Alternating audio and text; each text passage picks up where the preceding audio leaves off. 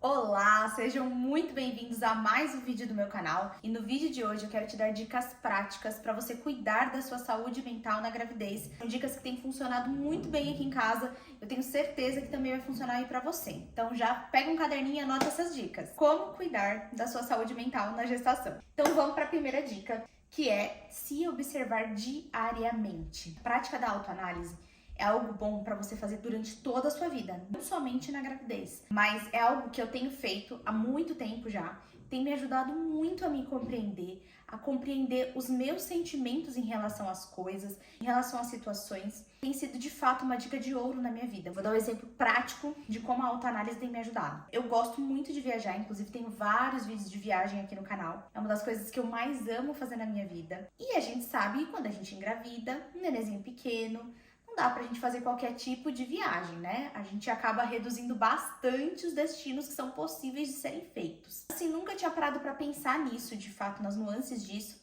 até alguns dias atrás, porque tem dois casais de amigos que a gente ama de paixão, que vão fazer uma viagem que eu estava muito afim de fazer e que eu não vou poder fazer porque o Matheus estará nascendo na data da viagem. Então, de fato, eu não vou conseguir fazer. Eu vou te falar que foi o primeiro baque que eu tive de estar grávida, né? A primeira situação que chegou e bateu em relação a coisas que eu vou ter que me limitar por conta de estar grávida, por conta de ter um bebezinho. Olha como é importante a gente se autoanalisar. Eu fiquei desconfortável ali com a situação de não poder ir junto com eles na viagem, que era algo que eu queria muito fazer. Eles vão pra Disney, vão fazer ali uma viagem para Miami, pela Disney, Orlando, enfim. Vai ser uma viagem surreal, são pessoas que eu amo de paixão e eu queria muito ir nessa viagem. E eu saí dali desconfortável, sabe? Se eu não fizesse a prática de autoanálise, de autoobservação, talvez eu tivesse chegado em casa, tivesse ido dormir chateada, sem saber muito bem o porquê eu estava tão chateada. Ou sabendo, mas sem ter o desenrolar daquela situação na minha cabeça. Como assim? Como eu tenho essa prática de autoanálise, de autoobservação, cheguei em casa, sentei quietinha, dei uma respirada e comecei a entender assim o que aquilo estava causando dentro de mim e o porquê eu estava de fato me sentindo daquela forma. E aí, no final da autoanálise, né, que eu tive naquele momento, eu consegui perceber que sim,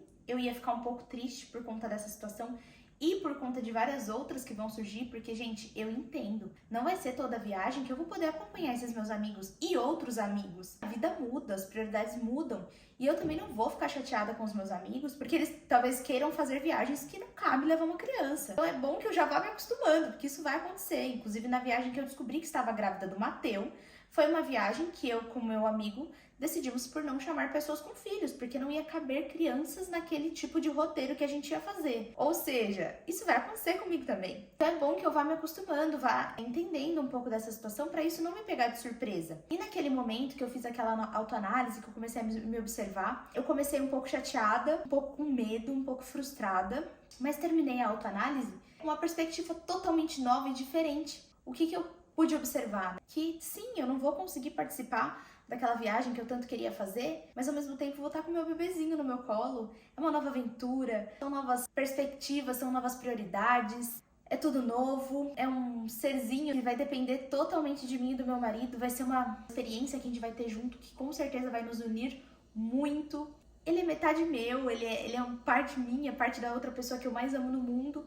Então vai ser uma aventura maravilhosa também. Então eu terminei a autoanálise feliz e entendendo que eu estou numa nova fase de vida. Por isso é tão importante a gente se conhecer, a gente se compreender a cada dia que passa, porque a cada dia que passa a gente vai mudando, nossas perspectivas vão mudando, as coisas vão mudando dentro de nós. Inclusive, eu vivo falando, né, que eu sou uma metamorfose ambulante. Eu não tenho medo de mudar de ideia e essas autoanálises me fazem mudar de ideia sobre muitas coisas e é muito especial. Então faça a autoanálise aí por pelo menos 20 minutos. É muito simples, gente, é você sentar num lugar calmo, em silêncio, ficar quietinho ali, só você com você mesma, fecha os olhinhos, faz uma meditação, uma respiração ali profunda antes de começar a pensar e fica em silêncio só cavando. Só cavando. Por que eu fiquei desconfortável? Qual foi o real motivo desse sentimento? E vai cavando que você vai encontrar as respostas dentro de você, eu tenho certeza. Não só para esse período gestacional, para toda a sua vida, isso vai ser muito importante. Então essa é a nossa primeira dica. A segunda dica é algo que eu tenho certeza que vai ter muita gente que vai falar: Helena, eu não tenho tempo, não tem como, essa dica não é possível para mim. Porém, gente, a verdade é, quando a gente tem prioridades, a gente arranja tempo. Eu sei que tem muita gente aqui que tem uma rotina muito corrida, que acorda 5 horas da manhã e vai dormir meia-noite, mas eu tenho certeza que no intervalo aí, em algum momento do seu dia, seja indo pro trabalho, seja voltando do trabalho, você tem alguns minutinhos para tirar para você mesma. Caso o seu momento, né, seja esse, assim, meio que num transporte público ou em alguma situação que você não consiga, sei lá, fazer um escalda-pés, um banho relaxante, fazer um yoga, tira um momento para ler um livro legal, um momento para estudar alguma coisa que você sempre quis estudar. Por que eu tô te falando isso? Porque é muito normal na gestação a mulher perder parte da identidade dela, e ainda mais depois que a criança nasce. Então é muito importante que você cultive coisas que você goste de fazer agora. Porque aí depois, né, que a criança nascer, pode até ser que durante alguns dias você não consiga fazer nada por você mesma. Mas, pelo menos agora, no período que você ainda tá tranquilinha, você consegue ainda investir alguns minutos em você mesma. Isso é tão importante, gente. Não só quando a gente tá grávida, mas é importante durante toda a nossa vida. Inclusive, eu acho que esse vídeo aqui vai ser um vídeo que vai servir pra todo mundo, porque às vezes a gente esquece da gente mesma, a gente vai vivendo, vai se atropelando, não faz autoanálise, não faz nada do que gosta, chega no final, assim, de anos, a gente olha pra trás e fala, meu Deus, quais são os meus hobbies? Do que eu gosto de fazer? É tão importante a gente ter algumas coisinhas, assim, que são características nossas, isso forma a nossa personalidade, né? E é muito legal ser autêntico, ter personalidade. Então é muito importante que a gente se investigue, procure dentro da gente o que eu gosto de fazer, sabe? Eu quero aprender a pintar, eu quero aprender um novo idioma, eu quero praticar yoga, eu quero fazer um alongamento, eu não sei. Você tem aí as suas coisas que talvez te interessem, e eu acho que é importante nesse período você fazer, mesmo que um pouco, mesmo que um pouquinho todos os dias, mesmo que 5 minutinhos de uma leitura ali, eu acho que é importante, se você puder, né, ter esse tempo, se você conseguir aí encaixar na sua rotina, eu acho que vai ser algo muito legal, muito relevante para sua saúde mental aí nesse período de gestação. Essa é a nossa segunda dica. Terceira dica é uma dica assim de ouro, quase impossível para algumas mamães, mas eu vou te falar que é uma das mais importantes que eu vou trazer nesse vídeo, se não a mais importante, que é não fique pensando demais. Mateus 6,34, a cada dia basta o seu mal.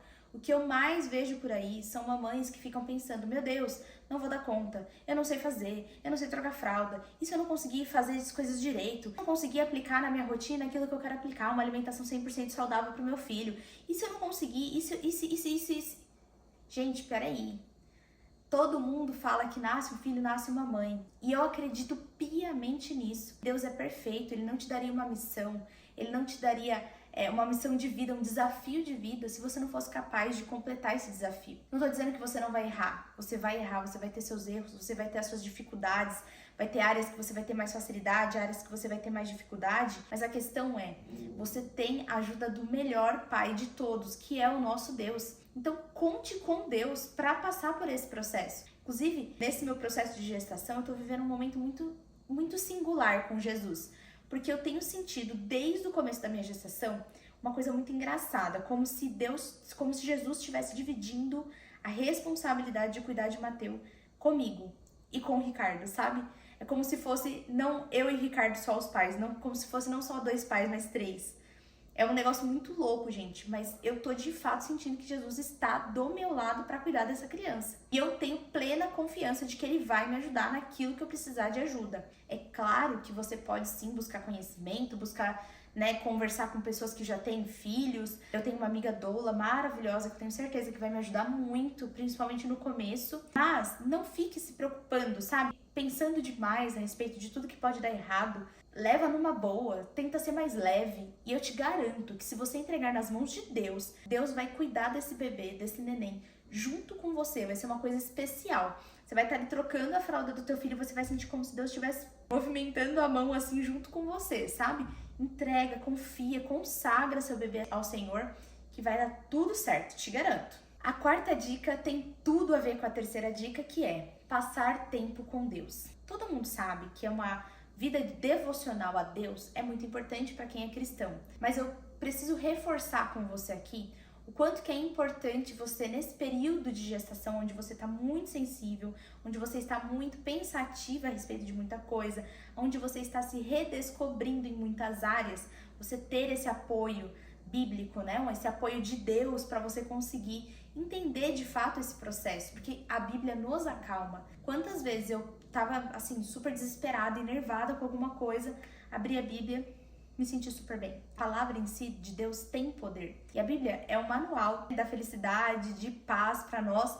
Então, por que não ter essa ferramenta maravilhosa nesse período tão desafiador? Então, separa um tempo com Deus, seja de manhã, seja à noite, tempo devocional para você fazer um estudo da palavra, para você fazer uma oração. Você não precisa fazer um devocional de 3 horas, faz um devocional de 20 minutos, de 30 minutos. Você vai ver que o tempo passa assim quando você está falando com Deus. Mas não deixe de falar com Ele, porque como eu te disse, Ele vai dividir guarda do teu filho com você. Ele vai dividir as responsabilidades com você. Então eu tenho certeza que nesse período gestacional, Ele também vai ser o seu cajado, a tua paz, a tua base nesse período. Vai ser especial demais se você conseguir, de fato, colocar isso na sua rotina, se isso já não está presente, né? Porque na rotina de muitas pessoas já está presente essa prática do devocional. Mas se ainda não está, eu recomendo fortemente que você faça isso, porque tem me trazido uma paz surreal. Tem sido assim maravilhoso na minha vida. Tenha um tempo devocional com seu Deus. A quinta dica tá sendo super difícil pra mim, eu não vou mentir, que é a atividade física. Gravidinhas do meu Brasil.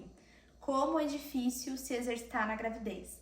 A não ser para aquelas blogueiras que já estão mega acostumadas em praticar exercício físico. Gente, como é desafiador, porque dá muita preguiça. Além disso, eu não sei vocês, assim, mas eu vou pra academia e fico morrendo de medo de fazer qualquer exercício. Eu sei que tá liberado pra quem já tava acostumado, eu tava treinando, inclusive. Eu não sei, eu sinto medo de fazer agachamento, não sei explicar. Não estou me sentindo 100% confortável ao treinar, mas é importante que a gente se movimente. Então, não tô falando aqui que você tem que só fazer musculação. Faz uma caminhada, limpar a casa quando der, sabe? Faxina também é um ótimo exercício físico, é o que eu mais tenho feito, inclusive. Tô tentando me policiar pra fazer pelo menos uma caminhada de 30 minutinhos aí por dia, só pra você não parar totalmente, pra o seu corpo entender que há movimento, há músculos aí dentro de você. Eu acho que é importante a gente ter esse senso. E assim, de verdade, eu vou treinar todos os dias. Não, gata.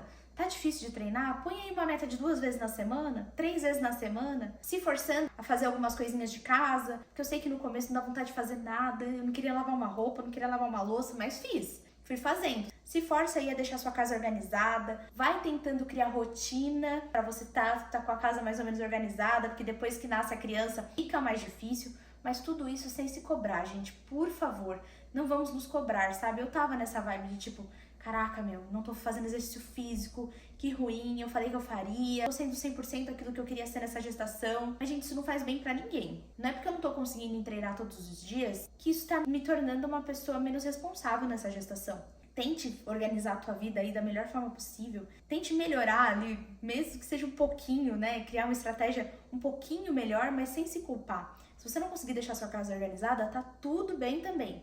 Mas esse é o período ideal para você começar ali a adequar a sua rotina, para assim, quando a criança chegar, você conseguir ter uma rotina um pouquinho mais estável, digamos assim. Eu acho importante você conseguir aí já ir colocando as coisinhas que você acredita que são importantes, que tem gente que realmente não fica bem com casa suja, casa desorganizada. Então acho que é importante você já ir colocando algumas coisinhas aí em prática para quando o bebê nascer, aquilo ficar mais natural. Todo mundo sabe que hábito é algo que a gente vai inserindo aos poucos. Quanto mais o seu hábito estiver enraizado, acho que fica mais fácil para depois que o bebê nascer. Então é isso, minha gente. Essas foram as 5 dicas aqui para vocês, mamães de primeira viagem, principalmente. Eu acho que as mamães que já tiveram bebezinhos já têm aí suas próprias dicas, mas se você também não é mãe de primeira viagem, é mãe de segunda viagem, mas quer ter uma gestação um pouquinho mais equilibrada, tenho certeza que essas dicas vão te ajudar. Espero que tenha te ajudado de fato. E é isso, minha gente. Boa gravidez para todas vocês, para todas nós. Que Deus nos abençoe. E eu vejo vocês no próximo vídeo.